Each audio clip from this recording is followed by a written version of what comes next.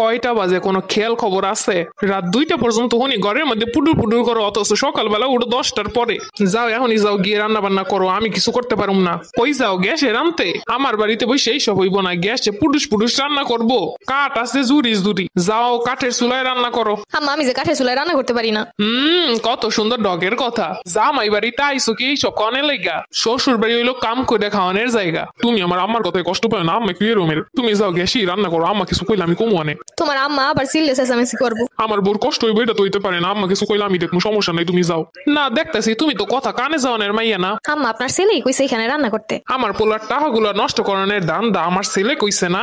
শুনো, আমার কথা মতো যদি সংসারে চলতে পারো চলবা, নাইলে বাপের বাড়ি গিয়ে থাকবা, একদম খোলাসা কথা। আম্মা ওরে আমি এখানে রান্না করতে কইছি, ও মাটির চুলায় রান্না করতে পারে না, হাত হাত পুইরা যাইবো। হ্যাঁ, আর তো মানুষে মাটির চুলায় রান্না করে না, আমরা তো রান্না করি নাই। ভালোই তো, বিয়ে হইতে না হইতে বউয়ের তালে তাল মিলানো শুরু করছো। আম্মা না, তোমার যদি এরকম কোনো কিছু তো কষ্ট আমি খেটে তোমার দিয়ে করাইতে পারি, তুমি রাগ করো না। আমি যখন সবকিছু চালাইতে পারতেছি, একটা গ্যাসের লেগে আমার সব টাকা আর বন্ধই থাকবো না। ওহো, টাকা দেখতেছি বেশি হয়ে গেছে। আম্মা তুমি আমার ভুল বুঝছো না, আমি তোমার কষ্ট দেখতে পারবো না, ওর কষ্ট দেখতে পারবো না। পোলার যে অবস্থা, 2 দিন পরে আমার আর দেখতে পারবো না।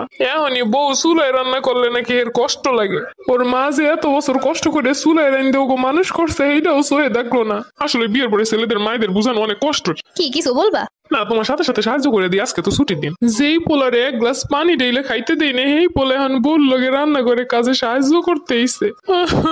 আমার পোলা আমারে বইলে যাইতেছে দিন দিন। মা তুমি যদি এমন করে ভুল বুঝো, আমার খুব কষ্ট লাগে মা। আমি তোমার আমার জীবনের চেয়েও বেশি ভালোবাসি মা। কিন্তু তুমি দাও, আজকে যদি ও তোমার মেয়ে হইতো, তুমি কি ওরে দিয়ে সব কাজ বাজ করাইতে পারতা? যে ওর কষ্ট হেটাও কি তুমি করাইতে পারতা?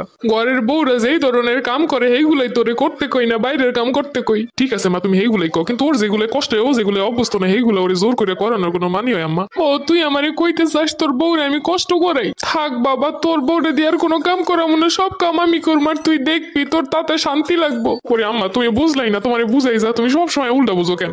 এখন বিয়ে হইছে না, এখন তো আমি অবুঝ, আমি কিচ্ছু বুঝি না, আমি সব উল্টা বুঝি, আমি পাগল। 2 দিন পর আমার এমন অবস্থা হইবে, বাড়ি দিয়ে আমার চলে যাওয়ান লাগবো। সিসি বা তুমি এসব কি কইতাছ আম্মা? তোমার কি কোনো কিছু আমি করতে বলি বা তোমার বৌমা করতে বলে? আমি বুঝতে পারছি তোর এখন আর মারে ভাল লাগে না, আমি কালকে চলে যাবো বাড়ি ছেড়া। আম্মা কারো কোথাও যাওয়ান লাগবো না। আসলে সবকিছুর মূল আমি বুঝতে পারতেছি। আপনার ছেলে আমার হয়ে কথা কই দেখে আপনার মনে হইতেছে আপনার ছেলে বড় হয়ে গেছে। থাক, আজকে থেকে আর আপনার ছেলে আমার হয়ে কথা কইব না। আপনি যেটা কইবেন ওইটাই শুনবো। আমার যত কষ্ট হোক ওইটাই করবো, কোনো সমস্যা নাই। আপনার ছেলে আপনারও ভালোবাসে আর আমারও আগলায় রাখতে, কিন্তু আপনার তো আমারই সহ্য হয় না। আম্মা এখন তো মনে হয় তুমি আমারই ভালোবাসো না, আর আমারই যদি ভালোবাসো তাহলে আমার বউরে কেন ভালোবাসতে পারো না? এখন যা দেখতেছি বউরে ভালো না বাসলে পোলাই হারাই ফেলতেছি।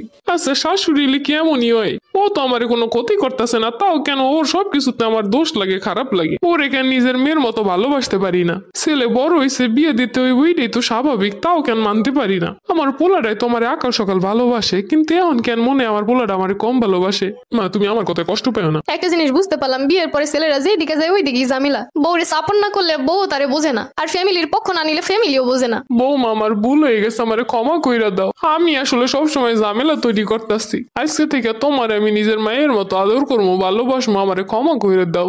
কি বুঝলেন? হাজবেন্ড পাশে থাকলে একসময় সবাই ঠিক হয়ে যায়। বিয়ের পরে হাজবেন্ড বউয়ের কষ্ট না বুঝলে আর তার পাশে না থাকলে তার আর কোনো কুল থাকে না, তার আর কষ্টে কোনো শেষ থাকে না।